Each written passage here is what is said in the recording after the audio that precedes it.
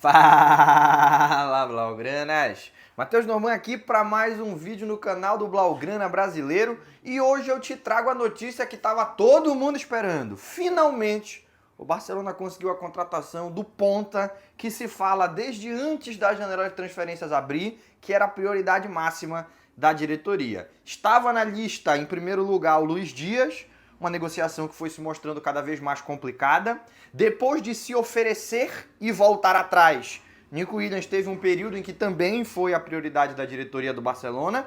E com essas duas opções abandonadas, Marcus Rashford, que desde o começo do ano, não desta janela, desde o começo do ano, deu sinais que queria jogar no Barcelona ainda na janela de janeiro, mas por questão de fair play financeiro não havia chegado, finalmente vai realizar a sua vontade e sanar uma necessidade do elenco do Barça, que é o famoso ponta reserva, algo que durante a temporada inteira se falou. A gente vai falar sobre os detalhes dessa contratação, falar melhor sobre o Rashford, os seus melhores e piores momentos recentes que fizeram com que ele chegasse ao Barcelona e, claro, emitir a nossa opinião se foi uma boa ou uma má contratação. Vamos já chegar nessa parte. Antes disso, você sabe, curte o vídeo, se inscreve no canal, hypa esse vídeo, essa nova ferramenta do YouTube que ajuda os produtores de conteúdo a ganhar mais repercussão, porque quando você faz isso, você nos ajuda a continuar crescendo e a levar um conteúdo cada vez melhor para blaugranas espalhados pelo mundo inteiro. Já curtiu? Se inscreveu? Hypou? Então vamos lá. Você me deu o seu engajamento, eu vou te devolver entretenimento. E não tem para onde fugir, né? Marcus Rashford é o ponta que tanto se falou que deveria chegar nessa janela de transferências. Algumas pessoas já estavam, os mais pessimistas, vamos falar o português bem claro, os mais pessimistas já estavam dizendo que não ia contratar, que não ia dar, que ia só conversar e não ia trazer ninguém. E no Blaugrana Responde, que foi pro ar ontem, eu falava um pouco sobre isso, porque me foi perguntado, e eu dizia, cara, o Barcelona já viveu momentos financeiros bem piores e sempre contratou alguém. Pode ser que não se contrate quem você gostaria. Tinha gente que queria o Lookman, tinha gente que queria o Rafael Leão, tinha gente que queria, enfim, outros nomes. Pode ser que não seja contratado quem você está querendo, mas alguém vai ser contratado e logo no dia seguinte, no sábado, a gente amanhece com a notícia de que será Marcus Rashford. Muita gente teve a sensação de que foi uma negociação relâmpago, que o Deco acordou, falou, quer saber de uma coisa? Eu vou atrás desse tal desse Marcus Rashford, ligou e já fechou o negócio, mas não é o caso. O Rashford, como falei na introdução do vídeo, em janeiro se ofereceu ao Barça, o Barça se interessou, chegou a fazer as contas, mas percebeu que não dava para encaixar no fair play financeiro, e por isso a negociação não aconteceu. Ele foi para o Aston Villa, mas desde que ele voltou do empréstimo para o Manchester United, voltou do empréstimo onde esteve no Aston Villa para o Manchester United, o Rashford recebeu ofertas da Arábia, recebeu ofertas de outros clubes da Premier League, recebeu mais recentemente a oferta mais vantajosa da Juventus de Turim, que lhe daria a condição de competir em alto nível. A Juventus está montando um time interessante para essa temporada. E ele rejeitou todos e ele sempre deixava muito claro uma ideia. Eu só vou abrir conversas com outros clubes se o Barcelona me descartar. Enquanto o Barcelona não falar na minha cara, você não vai jogar por nós, eu vou esperar o clube blaugrana. Essa era a direção dos diálogos do Rashford ao longo de toda essa janela de transferências. E muita gente, principalmente quando o Nico parecia que ia ser contratado, chegou até a ser anunciado por alguns jornalistas de mercado. E ali a gente negou e foi uma polêmica desgraçada, porque o cara que tinha dito que o acordo era total é muito famoso e eu não sou tão famoso assim. Bastante gente me criticou por dizer que não. E fica aqui o desabafo. O Nico não assinou, para quem duvidou da minha informação, porque quem deu a informação contrária era mais famoso. Tá aí o resultado. E o Rashford, mesmo naquele momento, nunca foi abandonado. Por quê? Apesar de, com o oferecimento do Nico, e o mundo inteiro sabendo que o Nico Williams se ofereceu ao Barcelona, e nas notícias iniciais estava disposto a tudo a qualquer salário, a qualquer condição para vestir a camisa azul-grená, criou-se uma pressão da própria torcida do Barcelona para que fosse ele o contratado. Então, o Laporta não estava de todo convencido, ele ainda estava muito desconfiado da postura do Nico Williams na janela anterior, mas o clima na torcida era de que isso tinha que ser superado e o Nico Williams tinha que ser abordado, e a diretoria acabou falando, tudo bem, se a torcida não ficou machucada, vamos atrás.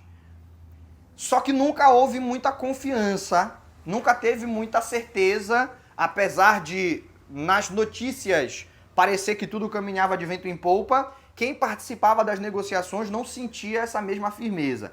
Então o Rashford sempre foi mantido de stand-by. Olha, nós estamos negociando com o Nico Williams, mas se tu puder, dá uma segurada aí, a gente está negociando com ele, a gente não sabe como é que vai ser o futuro, e o Nico Williams não veio. Depois desse momento, o Luiz Dias passou a ser a prioridade, mas quando o Bayern de Munique foi lá, ofereceu 70 milhões e o Liverpool não quis nem sentar para conversar, sendo que o Barcelona tinha estabelecido como teto 60 milhões, mais do que isso não ia pagar de jeito nenhum, também teve que ser abandonado, deixava de ser uma opção realista. A princípio se imaginou, o Luiz Dias vai bater o pé, vai dizer que não quer jogar no Liverpool, vai fechar a porta para outros clubes, só vai aceitar negociar com o Barcelona. Mas ele nunca chegou nesse extremo, imaginava-se que ele teria uma postura mais séria, uma postura mais radical, que acabaria forçando o Liverpool a baixar o valor, como a gente já viu o Griezmann fazer com o Barcelona para ir jogar no Atlético de Madrid, como a gente já viu vários jogadores fazendo, tanto para vir para o Barcelona quanto para sair. É uma prática que a gente pode achar legal ou não, bacana ou não, mas ela é muito comum no futebol. E o Luiz Dias não estava fazendo isso. O Bayern de Munique oferece 70 milhões, o Liverpool não quer nem conversar, o Barcelona pensa, também temos que descartar o Luiz Dias. Então, Rashford, vem cá, é em você que eu vou confiar. Me dá um abraço, vamos para essa temporada. O Rashford, sim, foi radical, até porque a própria diretoria do United foi radical com ele, então foi radicalismo de ambos os lados, foi um radicalismo de mão dupla, a diretoria botando ele para treinar em separado, ele não podia entrar no CT no horário do treinamento do time. O técnico não queria nem cruzar com ele no corredor. E não só ele, Garnacho e outras figuras que são consideradas dispensáveis do plantel do United, só podiam treinar, só podiam ir para o CT depois que todo o treinamento dos que são considerados os jogadores que vão estar com o clube na temporada já tivessem terminado as suas atividades e ido para casa. Então, houve um radicalismo de um lado e de outro. Oferta da Arábia, oferta da Juventus, interesse de outros times da Premier, e o Rashford falava, não vou. Não, mas isso daqui vai ser bom para mim, vai ser bom para você? Não vou, eu só vou pro Barcelona. Resultado, o United não tinha como negociar. Todas as cartas da negociação acabaram na mão do Barcelona. Até que um acordo que já estava sendo costurado, as abordagens iniciais já tinham acontecido, faltava só uma oferta oficial que aconteceu hoje, ela foi aceita. Até que ela foi aceita. E ela foi aceita no seguinte contexto. O Rashford, ele vai ser emprestado ao Barcelona. 0 euro o valor da compra. Não tem valor de compra, é empréstimo. O Barcelona tinha com o United uma discussão de uma opção de compra, se ela seria obrigatória ou não, mas o Barcelona conseguiu fazer com que não fosse obrigatória. Então, o Barcelona não tem compromisso nenhum de pagar nenhum centavo pelo Rashford. Ele chega por empréstimo com opção de compra não obrigatória. E a opção de compra é abaixo do valor de mercado do jogador. O Rashford foi avaliado no Transfer Market, que é o site mais confiável para esse tipo de avaliação. Muitos clubes usam ele como referência, inclusive, usam como argumento em negociações e tudo mais. Ele avalia o Rashford em 50 milhões. A opção de compra é de 35. Considerando que tantos outros jogadores chegaram na mão do Hansi Flick em baixa e evoluíram e subiram de patamar e se revalorizaram, não é absurdo a gente imaginar que o Barcelona vai ter a opção de comprar no fim da temporada, dia 30 de junho, por 35 milhões, um jogador que vai estar valendo 60, 65. Porque hoje, em baixa, ele vale 50. Certo? O United, a única exigência que fez era não precisar pagar nenhum centavo pro Rashford. Ele sai, eu não quero mais saber da vida desse cara, ele faz o que ele quiser pra lá, mas eu não quero pagar nenhum centavo do salário dele, e o Barcelona aceitou, vai pagar 100% do salário do Rashford. Só que com um detalhe, o Rashford vai abrir mão de 30% mais ou menos do seu salário. Ele que ganha 18 milhões é quanto o United paga para ele por temporada, vai jogar no Barcelona recebendo 12.500, entre 12 e 13 milhões. Certo? Então, uma redução ali de mais ou menos 30% dos seus vencimentos, e que o Barcelona vai assumir na totalidade. Não confundir o valor bruto com o valor líquido. Quando eu postei lá no Instagram o valor que ele ia receber, muita gente falou, caramba, tá caro. O Yamal recebe, no novo contrato do Yamal ele vai receber 8, o De Jong recebe 9, o Lewandowski recebe 13, que é o maior salário do Barcelona no momento. Como é que pode? Eu acho que for chegar ganhando 12, salário muito alto, e aí não confunda bruto com líquido. O bruto, que é o número que a gente utilizou lá no post do Instagram, é 12 milhões. O líquido é em torno de 6 a 6.500 por ano, certo? Então, quando você compara os valores líquidos dos titulares com os valores brutos do Rashford, vai parecer que ele está ganhando muito. Mas o bruto do De Jong é 19, o bruto do Lewandowski é 25, o bruto do Yamal é 16. Os titulares todos, à exceção do Cubarsí, que ganhou um pouco menos, eles recebem entre 12 e 15 milhões. Então, os que não têm esse valor diferenciado, o Pedri, o Koundé, o Christensen, que não é titular, mas quando foi contratado veio com salário titular, o Íñigo Martínez, todos eles ganham entre 12 e 15. Então, o Rashford está ganhando dentro do padrão de um jogador do Barcelona, é quanto o Barcelona vai estar pagando para ele, e menos, bem menos inclusive, do que ele recebia no United. Isso daí foi o fator decisivo, foi o fator crucial para o Barcelona confiar no inglês. Porque aí a gente vai entrar numa outra questão, né? O Rashford, ele é cria da base do United. Ele foi um dos jogadores que foi apontado como o futuro da seleção inglesa, não só do Manchester United. Quando ele surge, imaginava-se que ele poderia ser o grande líder do projeto do United pós-Ferguson e da seleção inglesa pós, sei lá, anos 60, porque a Inglaterra nunca mais voltou a ganhar nada desde o título que ganhou em casa em 66, e havia uma esperança muito grande nele. Por que um jogador tão talentoso quanto esse, e ele continua mostrando esse talento, embora não com a mesma constância de antes, mas continua mostrando, por que esse jogador tão talentoso vai ser emprestado, sendo escorraçado do time aonde ele fez o início da sua carreira, aonde ele fez a sua divisão de base? E a questão é que o Rashford ele começou a ter alguns comportamentos de conflito, de bater de frente. Bateu de frente com o Ten Hag, bateu de frente com o Rubén Amorim. Ele mostrava nos treinos um certo descompromisso. No campo, ele não exercia o papel tático que os treinadores pediam, e teve muito conflito entre ele e os seus dois últimos treinadores. A primeira temporada do Rashford com o Ten Hag não teve problema, ele viveu o seu auge, daqui a pouco a gente vai até falar disso.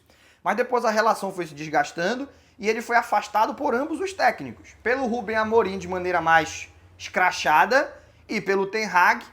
O conflito do Rashford com o Ten Hag acabou ofuscado por conta do conflito com o Sancho, que foi mais intenso, mas o Rashford também chegou a ser criticado publicamente pelo técnico holandês, e isso muito pela falta de comprometimento nos treinamentos e falta de sacrifício tático. Então o Barcelona sempre ficou um pé atrás com ele. Será que ele vai vir para cá e demonstrar o compromisso que a gente precisa para poder ser uma contratação interessante? Por isso que ele ficou no fim da fila, sendo que no quesito talento, ele talvez seja do mesmo patamar dos outros dois. Falta de comprometimento estava prejudicando o seu desempenho. E quando ele começou a postar nas redes sociais o seu treinamento físico, falar em entrevistas sobre a vontade de jogar com o Yamal, a vontade de jogar no Barcelona, que seria um sonho vestir essa camisa, não que era o seu sonho, mas que vestir essa camisa seria um sonho, fazendo ali algumas conexões com o Barcelona, rejeitando outras ofertas, esperando o Barcelona e aceitando um salário muito menor do que o que ele tem no United. Isso daqui foi o ponto crucial. Ficou muito claro que ele quer ter comprometimento. Ele teve um momento de descompromisso, isso nunca vai ser apagado, mas ele quer superar esse momento. Todos os sinais que ele deu, desde que os primeiros contatos aconteceram, é de que ele quer jogar no Barcelona, seguir a liderança do Hansi Flick e contribuir durante a temporada fazendo o que o técnico pedir. Pelo menos foi o que ficou nos diálogos, foi o que ficou claro, foi a sensação que o Barcelona teve. Então, por uma questão financeira e por esses sinais que o jogador deu, o Barça resolveu aproveitar a opção que, no ponto de vista custo-benefício, é a melhor possível, né? Não tem como você ter um custo-benefício melhor do que ter um jogador desse nível pagando zero. Pode não ser um dos melhores do mundo, mas também não é uma lâmina cega, não é um bagre completo, e ele vem por 0 euros. Só o que vai ter que se pagar é o salário, e é um salário normal para um clube como é o Barcelona. Ele viaja no domingo, eu gravo esse vídeo no sábado, então ele viaja amanhã. Ele já deve fazer exames amanhã mesmo, exames médicos. Amanhã mesmo ele faz os exames médicos. Na segunda-feira ele assina o contrato.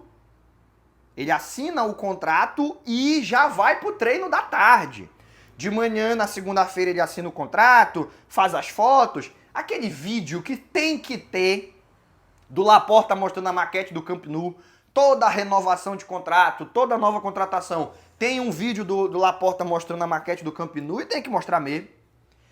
E o Rashford vai lá, vai ver a maquete do Camp Nou, vai rir das piadas do Laporta, vai fazer umas graças pras câmeras e já vai pro treino da tarde que o Hansi Flick tá esperando ele pra já colocar ele no ritmo da equipe o mais rápido possível, né? Ele perdeu a primeira semana de treinamentos, vai ter que entrar no ritmo dos companheiros e, claro, tem muita pré-temporada à frente, isso não vai ser nenhum tipo de problema, né? O que muita gente não leva em consideração, antes de eu ir para os aspectos técnicos e táticos do Rashford, que a gente vai comentar também, é que isso é também uma oportunidade de marketing, tá? Uma oportunidade de marketing. Isso costuma ser levado em consideração quando grandes clubes vão fazer contratações. E há muito tempo o Barcelona ignora um mercado muito rico, um mercado apaixonado pelo futebol, e um mercado que carece de jogadores em outras praças, que é o mercado inglês. O Kane no Bayern de Munique e o Bellingham no Real Madrid fazem com que o interesse em Real Madrid e Bayern de Munique, em um dos países mais ricos do mundo, que tem uma quantidade absurda de dinheiro que a sua população gasta com elementos esportivos, camisa, assinatura de TV, enfim. Uma grana que corre bonita no quesito futebol e que agora o Barcelona tem um jogador para chamar a atenção. Tem um jogador para fazer com que o Reino Unido tenha um interesse maior pelo Barcelona. Isso é importante. Essa pluralidade de nacionalidades, principalmente quando são nacionalidades com um mercado interessante, ajuda a equipe a vender mais camisas, a assinar melhores contratos de patrocínio, a ter mais repercussão na mídia. Isso é importante, né? Não precisa o Barcelona ter um jogador brasileiro para o Brasil se interessar pelo Barcelona. Mas por quê? Porque já teve. Teve o Ronaldinho, teve o Ronaldo, teve o Romário, teve Rivaldo, certo? O Messi é um ídolo internacional. Quem viu o Messi no Barcelona, seja brasileiro, indiano, árabe, não interessa, ele vai torcer para o Barcelona por conta do Messi, o interesse foi gerado, só que isso tem que estar sendo constantemente renovado. E você trazer um jogador inglês e chamar a atenção da mídia inglesa e pegar essa molecada que talvez torça, quer dizer, certamente torce para um time na Inglaterra, mas que acha exótico, acha interessante ver jogadores do seu país em outras praças e vai querer consumir, vai querer ter acesso a produtos desses clubes, não pode deixar só Bayern de Munique e Real Madrid explorar, não. O Barcelona tem que estar no meio. E eu já falei em outros vídeos, para mim são os 3 maiores clubes do mundo. Em pressão da torcida, em capacidade de disputar títulos, em poderio atrativo, a capacidade de atrair talentos, é Barcelona, Real Madrid e Bayern de Munique. Os outros 2 tinham inglês, agora o Barcelona tem o seu. E só o segundo na história, tá? O Barcelona teve um outro inglês na sua história, que foi o Gary Lineker. Ele foi artilheiro da Copa de 86, foi contratado pelo Barcelona, jogou por 3 temporadas. Nessas 3 temporadas ele só conquistou 2 títulos, a Copa do Rei e a Supercopa da Espanha, não ganhou o Campeonato Espanhol, não ganhou Champions, não foi artilheiro do Campeonato Espanhol, mas não foi um fracasso completo, porque ele fazia muito gol, principalmente no Real Madrid. Inclusive, ele é o único jogador inglês a marcar um hat-trick no El Clássico. Gary Lineker. Foi uma vitória por 3-2.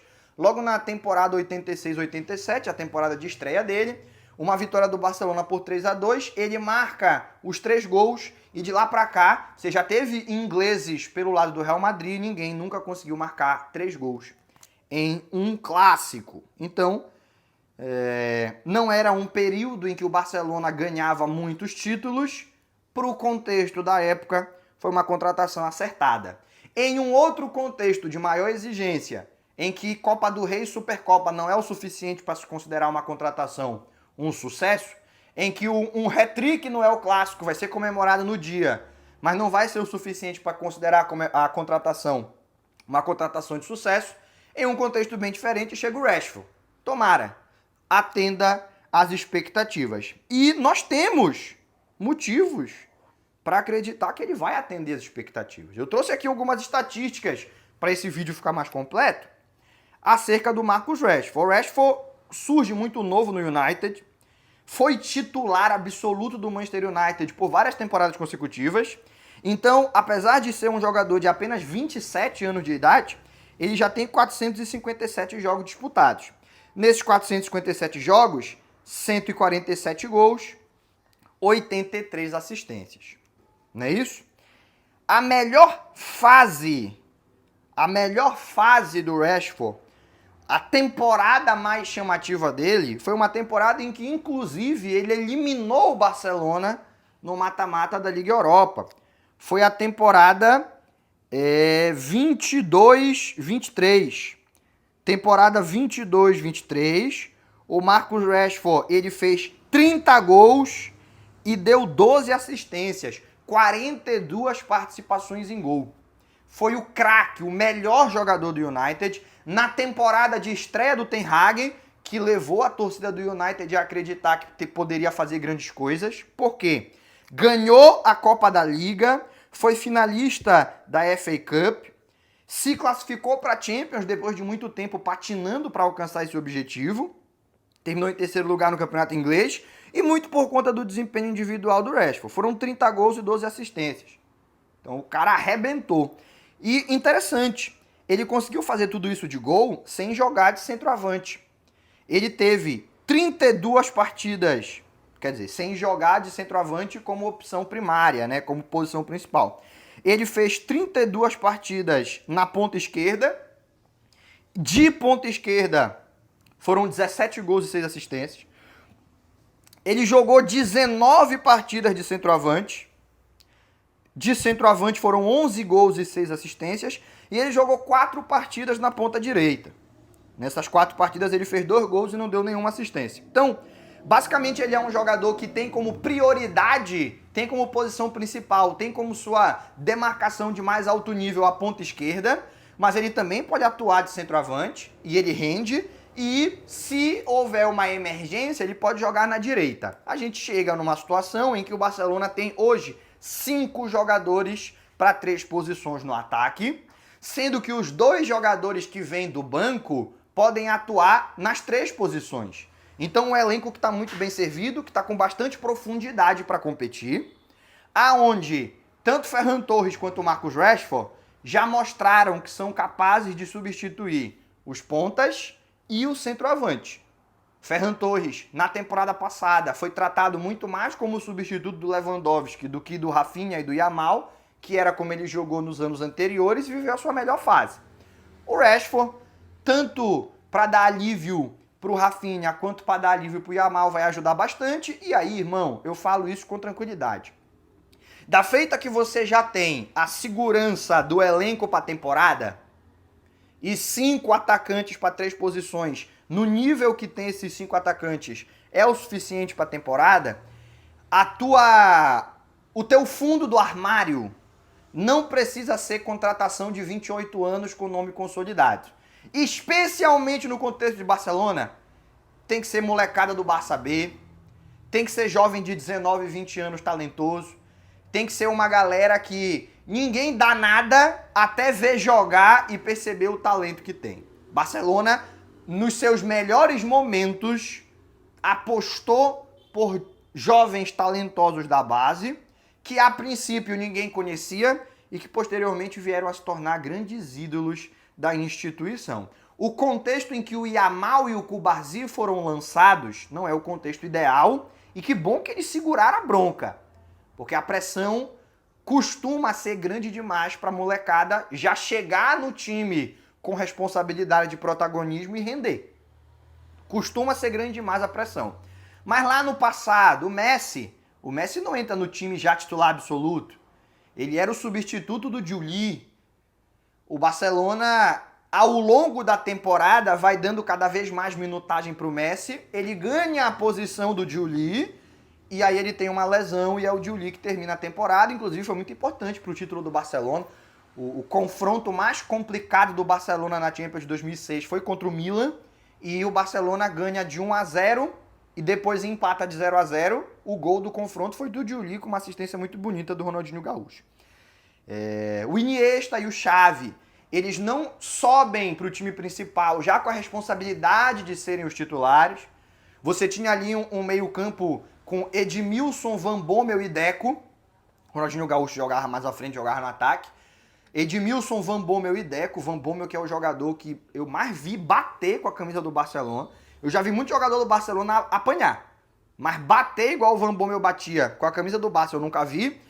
E ali, na boa, quem tem responsabilidade de render é Deco e Van Bommel. Mas olha, Iniesta, entra aqui nesse jogo, mostra o teu talento. Chegou a jogar clássico, ainda já na sua primeira temporada no time principal. Iniesta, Xavi, e aí os caras crescem e viram os ídolos que viram. De maneira que a fórmula que fez o Barcelona se transformar em uma das maiores equipes do mundo, mais respeitadas, mais vitoriosas e tudo mais, nessa temporada tem tudo para se repetir, né? Você tem aqui os titulares consolidados, já acostumados a jogar grandes jogos, já acostumado com a pressão dos grandes palcos, e você pode, no fundo do seu armário, lá no fundo de elenco, você ter os jovens talentosos para ir entrando na boa e irem sendo lapidados. Eles não têm que resolver, eles têm que se desenvolver. Maravilhosa a situação do Barcelona no quesito talento no elenco. Questões de estádio e tudo mais, a gente comenta em outro momento, o cenário é um pouco diferente. Certo? Essa foi a melhor temporada do Rashford. Não faz tanto tempo. Foi 22, 23. Então, há 2 anos atrás, 3 temporadas atrás, em relação a que ele vai jogar no Barça. 22, 23 ele vive esse auge. 23, 24 começa o declínio. E 24, 25 ele é até emprestado. A última temporada dele não teve números muito ruins, não. Até porque ele passou boa parte da temporada afastado. Não jogava no United. O Rubem Amorim não jogava, não botava o Rashford para jogar. Primeiro ele começou a entrar no segundo tempo para jogar poucos minutos. E por volta de novembro ele já não jogou mais. As últimas 10 partidas do United no ano de 2024, o Rashford estava afastado do elenco, não entrava em campo. E mesmo assim ele conseguiu, depois de ser emprestado ao Aston Villa e contando o seu começo, quando ele ainda era aproveitado pelo United, fazer 11 gols e dar 9 assistências. 20 participações em gol. Para um cara que passou boa parte da temporada afastado, eu acho que são números razoáveis. Não são números estratosféricos, mas são números razoáveis. E aí a gente vai ver qual é o Rashford que a gente vai ter no Barcelona. É o Rashford que o Hansi Flick vai conseguir fazer voltar a mostrar o seu melhor futebol, como fez com Rafinha, como fez com Ferran Torres, como fez com Lewandowski, como fez lá no Bayern de Munique com o Gnabry, que nunca jogou com nenhum outro técnico, só com o Hansi Flick ele funcionava. Ou vai ser o Rashford da temporada passada, que o técnico manda ele voltar para marcar e ele anda, e ele não pressiona, e quando chama atenção ele fica chateado. Qual vai ser o Rashford? Nas mãos do Hansi Flick, nós vamos saber se o United é uma máquina de triturar talentos, que é o diagnóstico que a gente está muito mais próximo, já que tem vários outros exemplos, de apontar, ou se o Rashford é que não soube trabalhar sob a tutela do Rubem Amorim para continuar sendo um jogador de destaque. Quando ele jogar no Barça sob a tutela do Flick, a gente vai ter essa certeza. E eu já falei minha opinião sobre o que isso significa para o Barcelona. A minha opinião é de que é uma contratação acertada e fecha o nosso elenco no ataque. Não precisa contratar mais ninguém. Eu sei que o torcedor, principalmente o mais pessimista, ele tem uma onda de, mas e se lesionar 3? Bom, se lesionar 3, a gente reza. Não é contratar jogador. É contratar uma retroescavadeira para poder desenterrar essa cabeça de burro que enterraram no Camp Nou. Porque lesionaram 3, porra! Deus abençoe, lesionou 3, não tem contratação. Agradece a oportunidade e deixa que na próxima temporada você tenta de novo, porque vai acabar a temporada. Lesionou 3 atacantes, pô. Eu sei que o torcedor gosta de pensar nesse cenário e ele vai querer contratar gente para esses cenários. Mas aí tá, lesiona 3, nós temos que ter 3. E se lesionar 4? E se lesionar 5? E se lesionar 6? Se é para pensar em catástrofe apocalíptica, por que parar em 3 lesionados? Por que não pensar em 11? Por que não ter um elenco com 150 jogadores? 50 no ataque, 50 no meio, 50 na defesa? Por que não? Não é realista, não é possível, não tem como fazer. O jogador não vai aceitar vir para ser uma opção caso lesionem 3, porque isso não é uma coisa que acontece normalmente dentro de uma temporada. O melhor que o Barcelona vai conseguir ter de opções para o seu ataque é o que tem, e tem mais do que todos os clubes no mundo. Eu não vejo nenhum outro clube com tantas opções no banco de reservas quanto o Barcelona, se a gente olhar todas as posições. E para o ataque tá ótimo. Você tem 3 posições no ataque, você tem Yamal, Rafinha e Lewandowski, que esse é o teu time titular, e para caso você tenha uma lesão, uma suspensão, ou uma queda de ritmo, ou uma necessidade de descanso, para qualquer cenário, você pode colocar tanto o Ferran Torres quanto o Rashford para jogar. E você também tem a oportunidade, Gian Virgili, Rony Bardi, uma molecada talentosa que tá pedindo passagem, que tá impressionando nos treinos do Hansi Flick, como já foi o caso do Fermin no passado. Muita gente gosta de falar, o Paulo Vitor também impressionou na pré-temporada e não deu em nada. Mas o Fermin impressionou o Xavi numa pré-temporada e deu em tudo. Foi convocado para a Eurocopa, foi campeão olímpico, campeão da Euro, campeão olímpico, campeão de La Liga, importantíssimo vindo do banco. Então não tem por que a gente focar só nos exemplos ruins.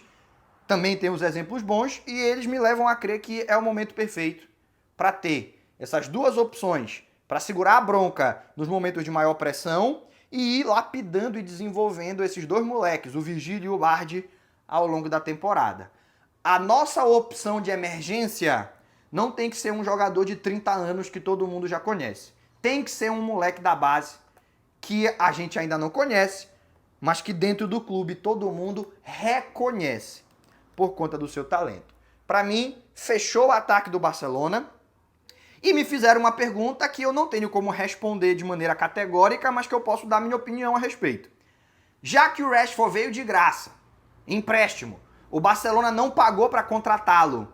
Abre espaço para o Barcelona trazer jogadores de outras posições, quem sabe elevar o nível da competição na lateral esquerda, na lateral direita, quem sabe trazer mais um zagueiro, já pensando na veterania do Íñigo Martínez, trazer um zagueiro ali mais jovem para fazer dupla com o Cubarsí ou para ser relevo durante a temporada. Isso é uma possibilidade? Afinal de contas, o time ia gastar 60 milhões, não gastou nada. Esses 60 milhões faz o quê? Eu não tenho como responder essa pergunta de maneira categórica, mas a minha opinião é: agora vai começar uma análise do Flick para apontar que posições ele considera, já que a ponta, que era a prioridade máxima, já está reforçada. Vai começar uma análise do Flick para apresentar quais posições, ele acredita que precisa de mais opções, de mais nível dentro do elenco. Aí a gente vai ver se o Barcelona corre atrás ou não. Minha desconfiança é que sim, essa não vai ser a última contratação da janela. Não vai ser. Mas vai ser a última contratação para o ataque. Agora, a galera deve começar a olhar para oportunidades de mercado que já estão anotadas.